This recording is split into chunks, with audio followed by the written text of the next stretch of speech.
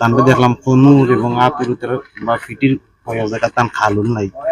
বুঝা গেছে যে তান কোনো তানরা টানচু বিদায় এই দিকের খালটাল গেছে। আসলে এটি মৃত্যু নাকি হত্যা আসলে সেটি এখনো পরিষ্কার নয়, আসলে এখনো পরিষ্কার নয় এটা নিয়ে। কিন্তু আর আমরা অবস্থান করছি এই মুহূর্তে 34 নম্বর ওয়ার্ড এলাকায়। প্রিয় দর্শক, যে আমাদের সবার প্রিয় হাতিম আলী গাজী আর নেই, দেখতে পাচ্ছেন পার্শ্ববর্তী বিল্ডিং এর একজন কেয়ারটেকার, আসলে ওনার বাড়ি জ্যোতিগঞ্জ আমরা যতটুকু জানতে পেরেছি, এবং ওনার নাম নুরুল ইসলাম এমনটা তিনি বলছিলেন। তবে ওনাকে আইন শৃঙ্খলা রক্ষাকারী বাহিনী জিজ্ঞাসাবাদের জন্য তারা নিয়ে যাচ্ছেন। আসলে দেখছি বলছে আমরা আপনারা যে ওদের কাছ থেকে যে মন্তব্যগুলো নিয়েছেন সেই মন্তব্য অনুযায়ী আমরা দুই জায়গার মধ্যে দুই ধরনের মন্তব্য শুনতে পাচ্ছি, যার কারণে আমরা হাতিমের মৃত্যুকে স্বাভাবিক মৃত্যু হিসেবে ধরে নিতে পারছি না। বিধায় আমরা এটাকে অস্বাভাবিক মৃত্যু হিসেবে আমরা গণ্য করছি, এবং আমি আশা করব যে এই মৃত্যু কিভাবে হলো, কেন হলো, কি কারণে হলো, কারা ছিল, এবং এই গাছের নিচে কেউ বলছে পড়েছিল, আবার কেউ বলছে যে গাছ থেকে বের করে আনা হয়েছে। তাহলে বের করে আনতে হইলেও তো অন্তত আরো 2-3 জন 4 জন লোক এখানে ছিল, বা না থাকলে সে এভাবে বের হতে পারতো না। এবং সে মারাত্মকভাবে আহত হয়েছে, এবং তাকে অন্যান্য মানুষ গিয়ে যখন নিয়ে আসছে তখন আমরা দুই ধরনের বক্তব্যই পেয়েছি, যেটা একটার সাথে একটা মিলছে না। বিধায় অধিক পরিমাণে সুষ্ঠু তদন্ত প্রয়োজন, এবং সত্য ঘটনা বের হওয়া একান্ত বাঞ্ছনীয়। বিকট একটা শব্দ শোনা গেছে, খুব বড় জোরের একটা খুব শব্দ শোনা গেছে। শুনতে পাই আমি পাশের রুমে তাকে হাতিম ভাই, আমি দরজা খুললে বাড়িয়েছি, বাড়িয়া মানে ভাবছি মনে আমার পাশে একটা 5 তলা বা 7 তলা বিল্ডিং, ভাবছি ওটাই বিল্ডিং থেকে কোনো কিছু পড়ছে।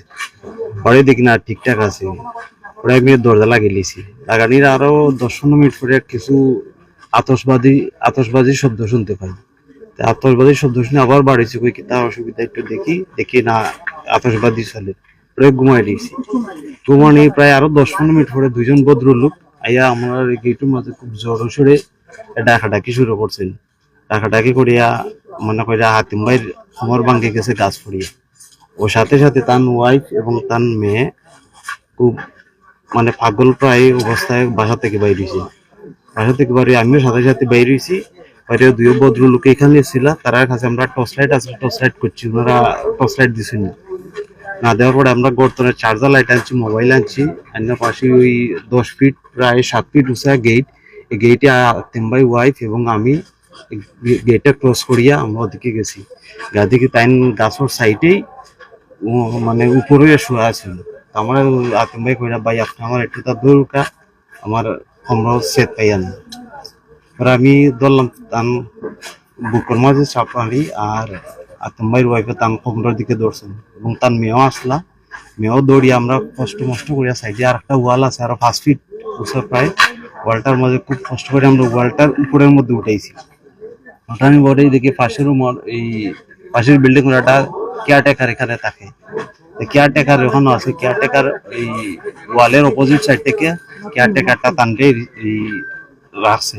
আমরা আবার ওয়াল ক্রস করে আবার তানকে আনছি, খুব কষ্ট করে আনার পরে তান হাতিমবার ওয়াইফ আবার খুব সম্ভবত তাই অসুস্থ, তাই পড়ে গেছে।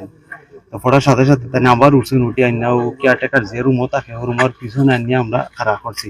আমরা তখন সবাই মনে করেন একটু হয়রান হয়ে গেছে আর কি, যে মানে একটু কষ্ট হয়েছে সবারও। তো সাথে সাথে দেখি আবার ভদ্র লোকের হাতিম ভাই আরো ছেলেরা আছে, তারাও আইসেন। আমার ওয়াইফকে গর্তনে ফোন করে তারা বাড়ির খবর দিছে, তারাও আইসেন। ওখান থেকে আমার মাঝে আনছি, আইনের মাঝে তানকে দেখলাম কনুর এবং আতুর বা ফিটির হয়ে জায়গা তান খালুন নাই। বুঝা গেছে যে তানরা টানচু বিদায় এই দিকের খালটাল গেছে।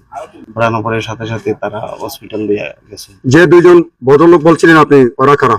না, ওই ভদ্রলোকদের আমরা আসলে চিনি না, এবং আমি কেয়ারটেকারে জিজ্ঞাসি যে তুমি আসলাই রে?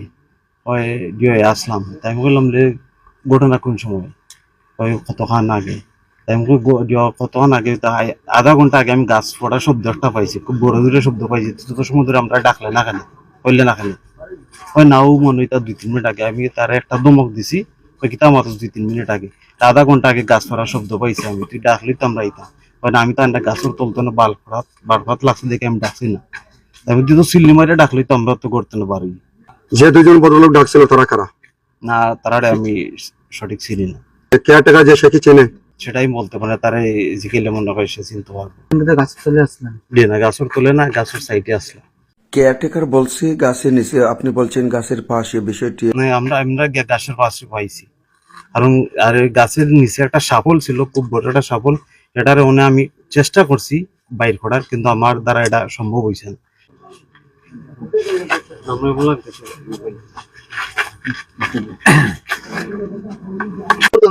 ঘুরে থেকে দেখো তো না, গাছে জাতি দিছে, রাত ভেঙে গেছে। ওই তো রাতে কাটা হয়েছে। রাত কটার সময় কাটা হয়েছিল? এই তো 9টা থেকে লইয়া 10টা ভোর হয়ে গেছে। রাত 9টা-10টার সময় কি গাছ কাটার কথা এই জঙ্গলের মধ্যে? কিন্তু বুঝা কাটছে রাত্রে, যেন কেউ না দেখার লাগে। আমি তো সঙ্গে আসলাম, আমি তো ওই সাইডে আসলাম, গাছ তো ওই সাইডে গিয়ে তার উপরে পড়ে গেছে। প্রথমে অস্বীকার করলেন আপনি গাছ কাটার সাথে জড়িত ছিলেন না। ওরা তো বলে দিছে